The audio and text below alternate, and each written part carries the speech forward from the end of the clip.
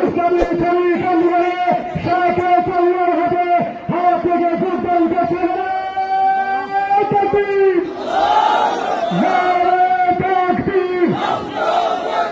ইসলামী শ্রমিক আন্দোলন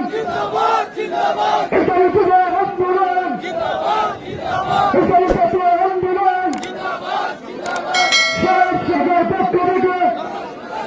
সর্বশেষ আন্দোলন ইসলামী আন্দোলন বাংলাদেশ শাখার পক্ষ থেকে আজকের সম্মানিত অতিথি শাখা কল্যাণকে পরিবেশ সুরক্ষা প্রদান করা হবে। আজকের এখানে সমাবেশ বাস্তবায়নে